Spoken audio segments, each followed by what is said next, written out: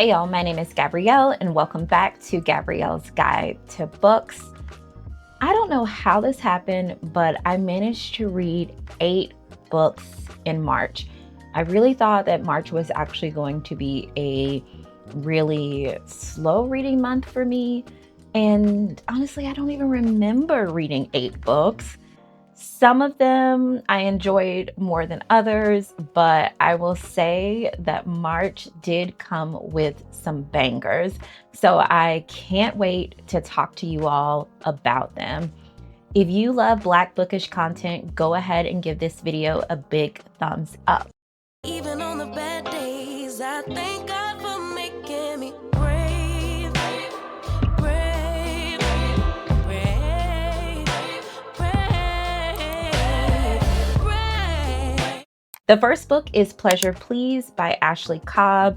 I previously recommended and mentioned this book on a previous video about my 10 books to glow up. This is an encyclopedia of sorts for Black women about sexual health and pleasure from a sexual health educator. I think it's a great book to have in your arsenal. I really enjoyed this book. It's one that I will definitely come back to. The book includes things like anatomy lessons, but also these like vignettes about Ashley's own life and experiences, and those experiences of her clients that have, of course, been anonymized. And I think that this is just a really great book for Black women, those who love Black women, to have in their library.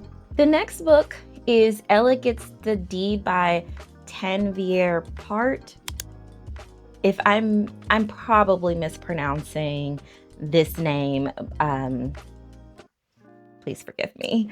So this book really had me intrigued because it came in my Read Her subscription box.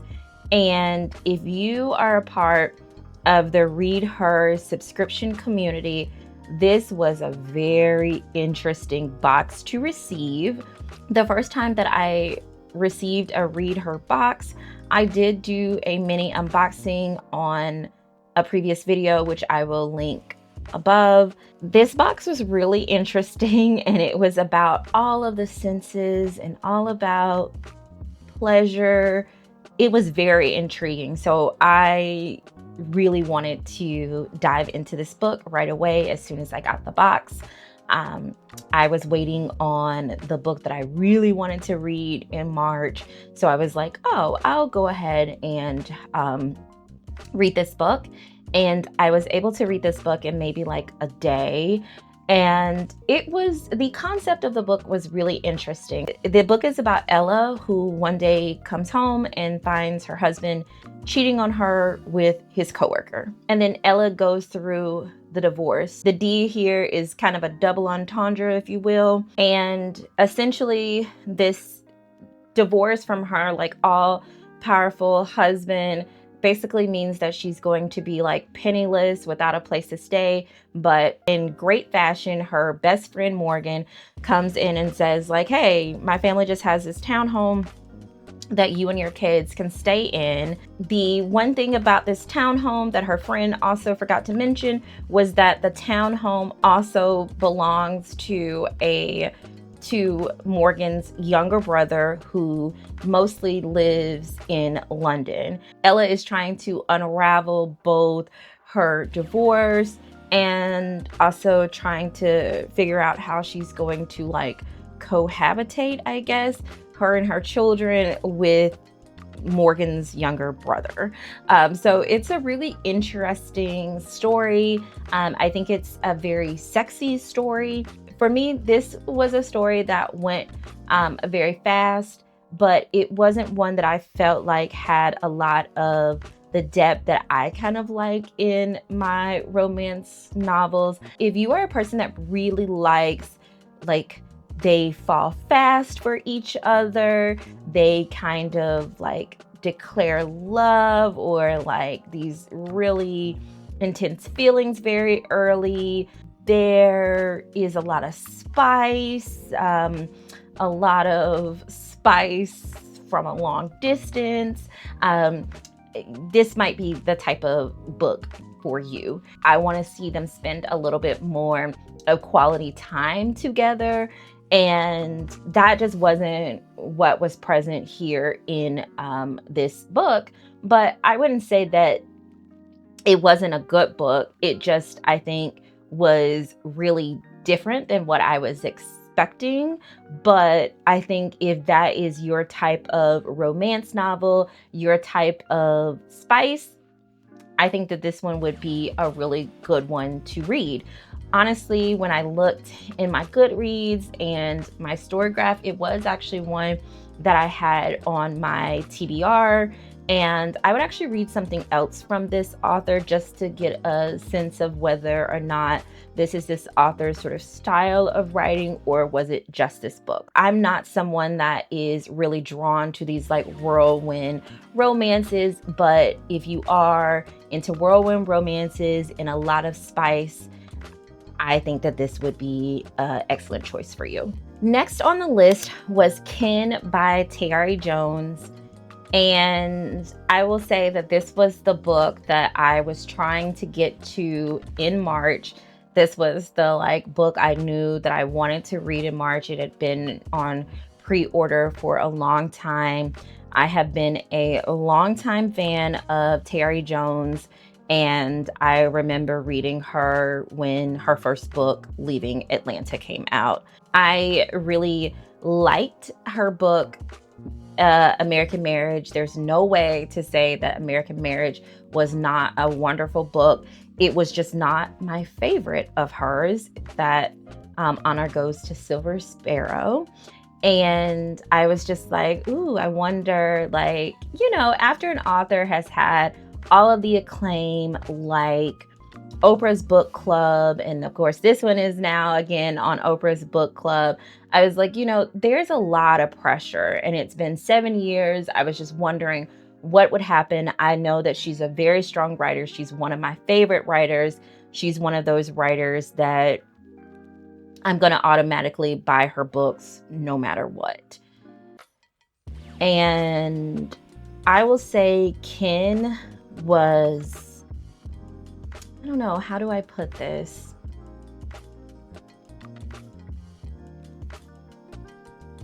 It was worth the 7 years. It was worth the 7 years wait for this book. There were so many elements about this book that I was just like, Tayari Jones she's a writer. She is a writer. One of the things I think is really great about this book is I think that Tayari Jones writes women very well, and I think that she writes the relationships between women very well. I think that's why I really love Silver Sparrow. That's why I really love The Untelling. Those were really stories about women's experiences. And then we have Kin, which is a story about two best friends. And really, to say best friend is really putting this very lightly. These women operated so many times like they were sisters. There's so many layers to this story that it almost I was just like, should I just record a video on this book by itself? I have talked to two friends that I know are either fans of Tayari Jones or intense readers about this book in depth. So I've gotten lots of thoughts about it from people that I really do value their opinions. Let me back up. So this book really follows two characters, Niecy and Annie K from Honeysuckle, Louisiana. They are what they call each other cradle sisters. They bond over the fact that they are both motherless children.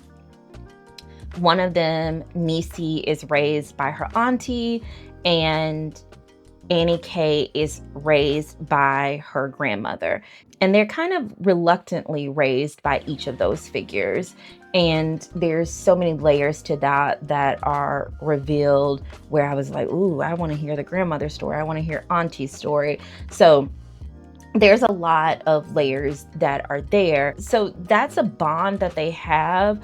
But even though it's a bond that they have, there's sort of this real divergence because Niecy, her mother, is murdered, and Annie K, her mother, leaves. And so that is something that will follow them throughout this novel. This story kind of follows them through pieces of their lives from birth through like early womanhood. So probably in their like, maybe they're like 23, 24 by the time that the book ends. So we get to see them at least through a 20-year span.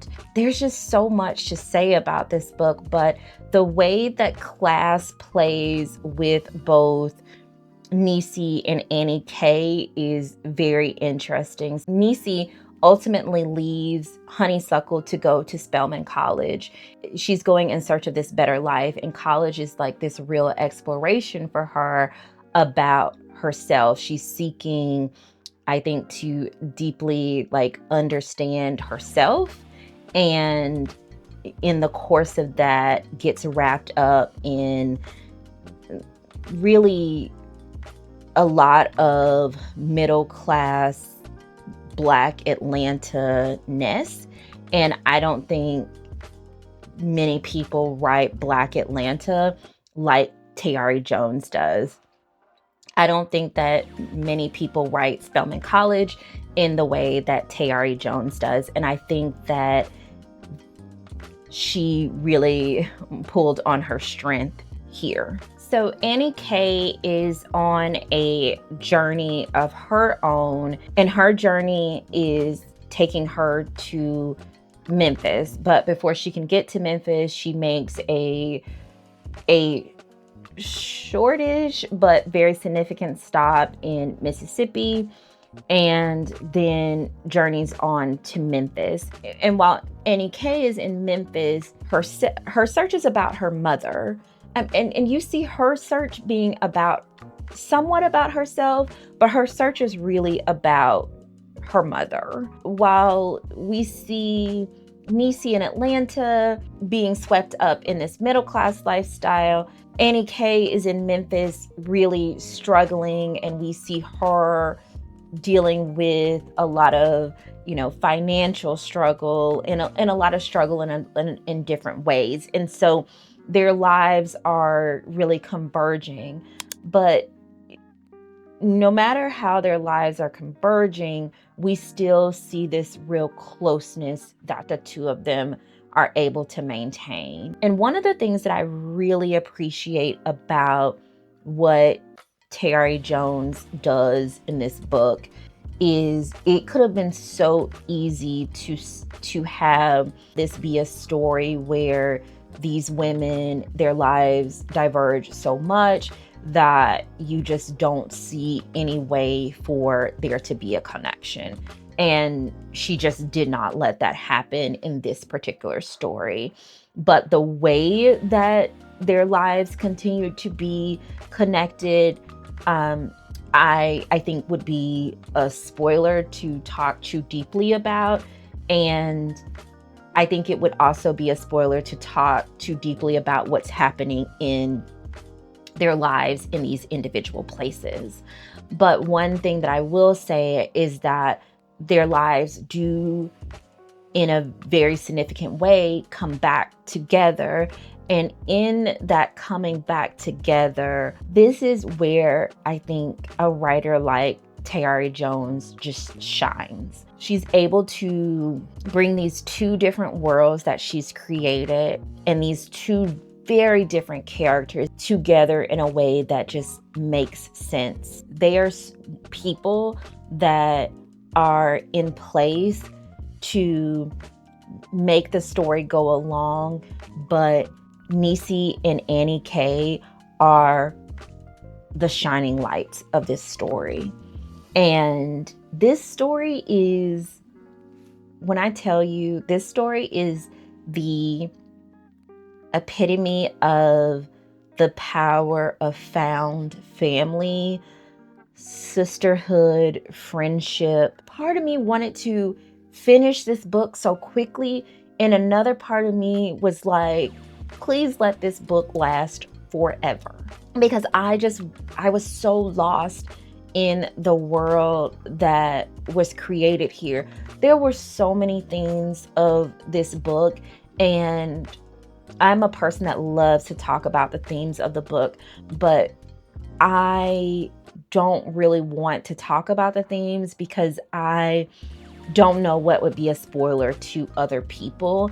And I think this book is too new for me to talk too deeply about it. And I wouldn't want to do that. I think that if this was a book club conversation, that would be a very different thing. I think that there are parts of the book that I do think have to unfold for the reader that I would not want to disturb for them. But when I say that this is a 5 for me, this was truly one of those books that I was just like, honey, if you have to take your time and bring out a book every 7 years and it's gonna be like this, I won't hold you, girl. Just do what you gotta do. This book is amazing.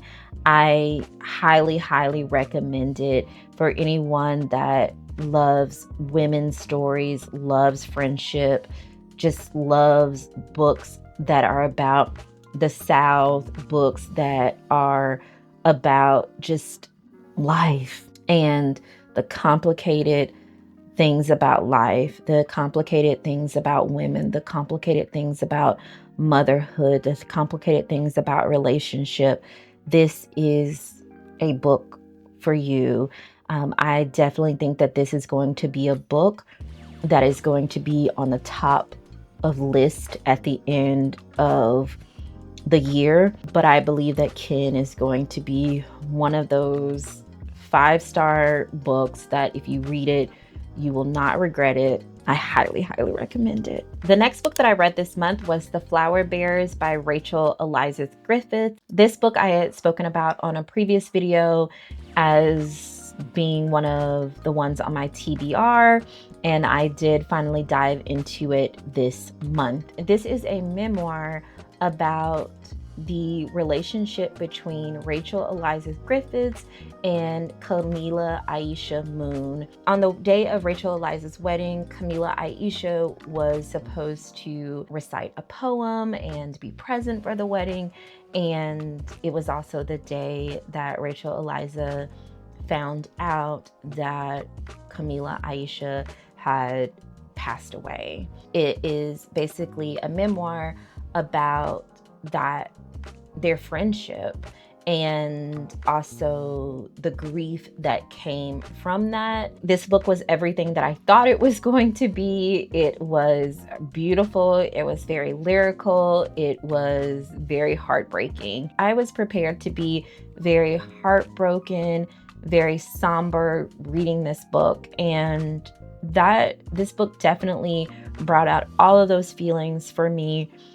But I was also not prepared for how much I would laugh during this book. And I should have known that, like, anytime learning about Black women's like friendship, because this book really does go back to the origin story of Rachel Eliza and Camila Aisha's friendship. So it talks about like the first time that they met, the music that they connect on, like the books that they talk about, them talking about like their grad school classmates and just like breakups and people that they've dated and things like that. So there is a lot of joy that comes out in this book as well. And so that is just like so wonderful to see. But you also see the way that they are supporting each other. This was such a lovely story about how to keep going in the face of grief and heartbreak and tragedy. And sometimes one day will be better and another day will be worse. But you just keep going. You have to really be in the space to read this book. I don't think that this is just one to casually pick up. And to pick up lightly without knowing the real contents of this book. The next book is The Sable Cloak by Gail Milissa Grant. This book was one that I had on my Goodreads and my Storygraph, but I kind of forgot about until I saw it again in my public library newsletter, and they were pubbing this book for Women's History Month, and I was like, oh, there are copies available, let me request it. This book was so good, y'all. I cannot tell you enough about how good this book was. This book is about Jordan Sable, who is a undertaker and sort of politician and unofficial mayor of Black St. Louis. He's kind of running the town, helping to like get voter action. He like helps to start a union in the town for Black workers, and also about his wife, Sarah, who are basically like running the town. It would be so simple to say that it's about only the two of them, but the book kind of starts out in South Carolina, where Sarah is from. It really starts out with Sarah's family that is a land holding family in the early 1900s. They have owned this land for, I think, maybe a couple of generations. For different reasons, the different members of the family move different places. Jordan is living in St. Louis, but because of a political incident, he goes to South Carolina, he meets Sarah, and they both come back to St. Louis and sort of starts this empire, if you will. And then the story kind of is about them, then it becomes about their daughter, and it sort of takes the story into, I think, maybe the late 1960s. And the story is so good, y'all. So it's really about how to have Black autonomy. So the family that's in South Carolina, you see them being a very self-sufficient Black family. They own their own store, they own land, and that's a tradition that Sarah is raised under. Jordan is in St. Louis. He is seeing how Black people are subjugated under white business owners, and they are in subpar conditions. They are making less. And so he says, let's start a union. Let's unionize. This is unfair.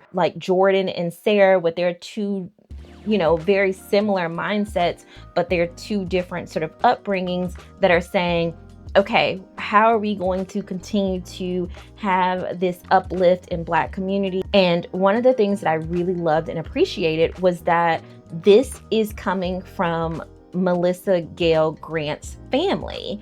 And she's telling this story that is loosely based on her own family story. I was so sad because this novel is actually one that is published posthumously, because she actually passes away after submitting the final draft of this novel. But what a wonderful thing to have to be the last thing that you do, and it's such a passion project to get your family story out there. Y'all, this book was great. I would highly recommend this book to you.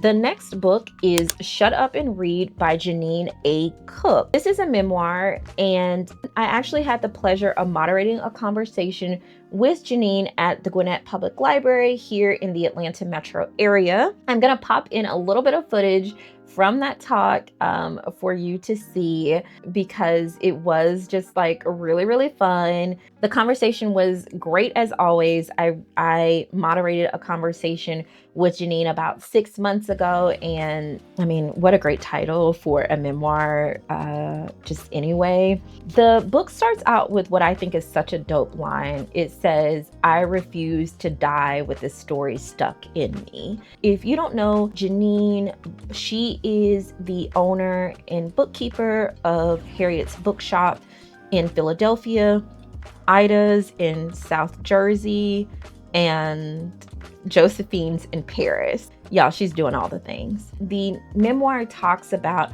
opening all 3 of those bookshops. I really did enjoy reading this memoir. I think that this memoir had so many great elements. It's also about her writing her novel.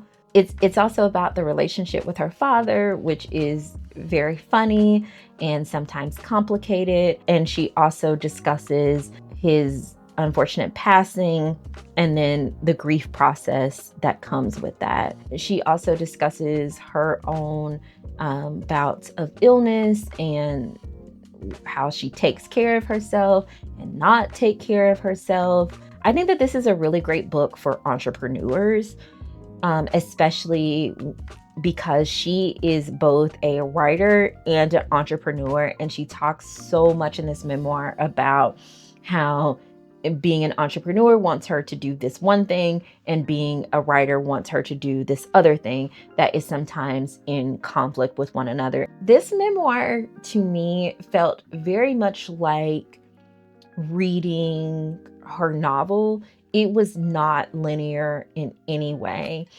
She would sort of tell one story, and then she'd tell another story, and then she'd come back to that story like 3 chapters later. I actually really like that it wasn't like, okay, this happened and then this happened and then this happened and then this happened and then this happened. Like, I think it really gives you a flavor of her personality.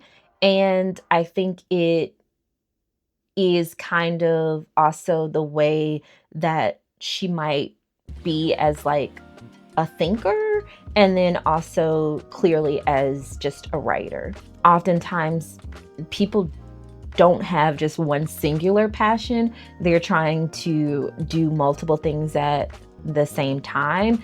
I think this book really does show someone really grappling with that. But this memoir is really short, and it only like talks about like certain parts of her life. It leaves so much to be uncovered. So I think it's probably like one of many. And even in the book talk that I did with her, she talked about how Myah Angelou wrote like 8 memoirs. So I think that's probably where she is headed, because like she talks only briefly like about her mother, who is like this very interesting person that like is from the Caribbean, a blind librarian, and just like seems to have like this really big personality and creative spirit.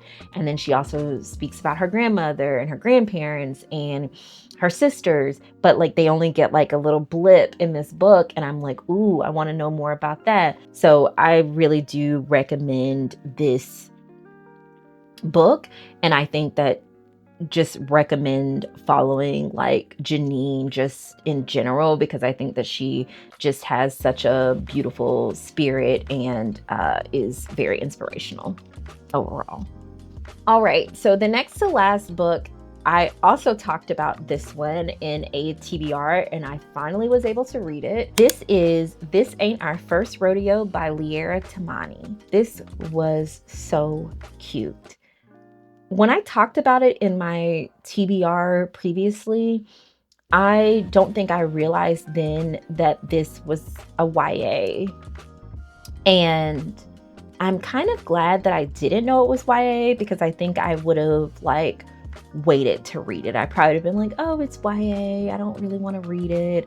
I don't know how I feel about YA. This was so cute. I'm so glad that I read it. This book centers on Sean, who is a rodeo champion, and Josie, who is like a restaurant heiress. They actually meet at the rodeo, and Sean kind of rescues Josie, and she's mad that like she's being rescued. And so it has them kind of being like enemies at first, but then they kind of like low-key fall in love on this one night at the carnival or at the rodeo, and then they don't see each other again for 3 years. This was a story of a young Black couple that was just like so sweet. I don't know if YA is spicy or not, but this was not spicy at all. It was so cute. It was so sweet. It felt so like age appropriate for how old they were. And what I love was that Sean was a nice guy. I know that like bad boys are the ones that like get all the play and all the movies, the songs, the books, and everything, but I love me a good boy. Like, I love me a gentleman. I love all of that. Sean, I was like, yes, yes, yes, Josie girl, I love this for you. And I love that Josie was a headstrong girl that was like, she wasn't rude. She wasn't like bougie. She wasn't prissy. She wasn't all of these things that like the heiress had to be, or like, you know, when there's a good guy, he has to be attracted to the girl that is like just rude to him. And they were just the perfect balance of each other. And I just loved that this just felt realistic, like they deserved each other. And also, I was so sad I was not able to go to the rodeo this year, but 2027 will be my year that I go to the Houston rodeo. So this gave me all of my feels for the Houston rodeo when I was seeing all the pictures of all the girls in their shorts and their cowboy hats and all of those things. But I will be there next year. I will be there next year. I will be there next year. And I learned so much about horses. And I also loved that this was a story about Black people like owning land for 150 years and trying to keep their land and their family. And yes, definitely read this one. And for the last book that I finished this morning, No Ordinary Love by Myah Ariel. I read a book by Myah Ariel maybe a month or so ago. I really enjoyed it. So the book features Ella Simone, who is a top R&B pop singer, and her 8-year marriage to a man who is her music producer and like the top beat maker for everybody and their mama is coming to an end, or has really ended, because he's cheating with everybody and their mama. And she goes to the Grammys and she has like this wardrobe snafu in front of the guy that she is presenting a Grammy with. His name is Miles Westbrook. He's a Major League Baseball player. Miles helps her through this wardrobe malfunction. Then they're both presented with this like PR opportunity that, of course, brings them closer. And now they're in close proximity together. And it's like, ooh, the sparks are flying. I like this book a lot because he was all in from the beginning. And I love a man that is all in from the beginning. Okay? No questions asked. And, you know, she had to warm up to the idea. She just had, you know, she's just coming off of this 8-year marriage and all this type of stuff. And I really like the way that this book was written. You know, there were some ups, some downs. I like this writer's writing style because I read her book When I Think of You, and I really enjoyed that one. This was music to my ears because it had a lot of music reference. I was like, I really wanted, this was a book that I really did hope in the back it had like the listing of all the songs that were mentioned, because it was like a great playlist. I might actually try to like search Spotify or something to see if someone has like put together a playlist based off the music that's here, because it would be a great playlist. The story was really sweet. I didn't think that the book was like, the book had a little bit of spice, but it wasn't like overly spicy. And I thought that it really focused on the connection between the two of them. It wasn't too fast, it wasn't too slow. I just really appreciate it and I like the book. And I honestly am really sad that I've read both of the books by this author, because I would definitely read more by her. And I really think that this is kind of a book that would be a really great one to read during the summer or on the beach, but it just so happened that I read it in March and it was great. Okay, y'all, so those are the 8 books that I read in the month of March. I hope that you noticed the trend. I am trying to get through my TBR. I bought so many books in the month of January because I knew that I was having surgery in February, and I am trying to get through all of the books that I bought before I buy any more books. So I guess I thought I wasn't going to read a lot of books in March, but I guess I have a goal in mind because I want new books. I guess it's plain and simple. I want new books. Please let me know what you read in March. Maybe I can add it to my April reading list or my longer TBR. You know I love to talk to y'all in the comments, so please meet me there. But before you do, don't forget to like, comment, share, and subscribe. Until next time, take care of yourself and stay glowing. Bye, y'all. I can't help but think that there is something more to find, more to life than what I have right here, right now. Used to call it stable, now